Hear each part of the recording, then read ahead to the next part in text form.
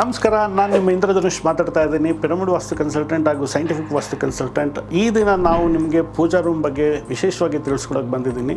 So ಪೂಜಾ room ನೋಡಿ ಯಾವಾಗಲೂ ಈಸ್ಟ್ಗೆ ಇರಬೇಕು, ಅದು ಇಲ್ಲದೇ ಇದ್ದರೆ ನಾರ್ತ್ ಈಸ್ಟಲ್ಲಿ, ಇಲ್ಲ ಅಂದರೆ ವೆಸ್ಟಲ್ಲಿ ಇರಬೇಕಾಗತ್ತೆ. ನೋಡಿ, ಈಸ್ಟಲ್ಲಿದ್ದಾಗ ನಾವು ಸೂರ್ಯನಿಗೆ ಯಾವಾಗಲೂ ನಮಸ್ಕಾರ ಹಾಕೊಳ್ಳೋವಂಥದ್ದು. ಸೊ ಸೂರ್ಯನಿಗೆ ನಾವು ನಮಸ್ಕಾರ ಮಾಡಿ ಹೇಗೆ ನಾವು ಸೂರ್ಯನ ಬೆಳಕು ನಮ್ಮ ಮೇಲೆ ಬರುತ್ತೆ, ವಿಟಮಿನ್ ಡಿ ಇಂಪ್ರೂವ್ ಆಗುತ್ತೆ. ಹಾಗಾಗಿ ಫಸ್ಟ್ ಪ್ರಿಫರೆನ್ಸ್ ಬಂದು ಈಸ್ಟಲ್ಲಿ ಇರಬೇಕಾಗಿರ್ತಕ್ಕಂಥದ್ದು. ಸೆಕೆಂಡ್ ಆಪ್ಷನ್ ಬಂದು ವೆಸ್ಟ್. ಸೊ ಸಂಧ್ಯಾ ವಂದನೆ ಮಾಡ್ತಕ್ಕಂಥ ಕಾನ್ಸೆಪ್ಟಲ್ಲಿ ಸೊ ನೀವು ವೆಸ್ಟಲ್ಲಿ ಪೂಜೆ ಮಾಡ್ಬೋದು.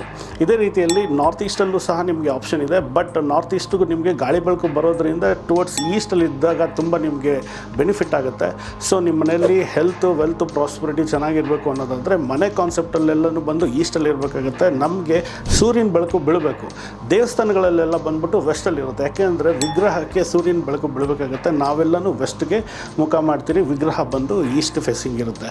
ಸೊ ಹಾಗಾಗಿ ಪೂಜಾ ರೂಮ್ ನೀವು ಯಾವುದೇ ರೀತಿ ಮಾಡಬೇಕಂದ್ರೂ east or west is the best direction.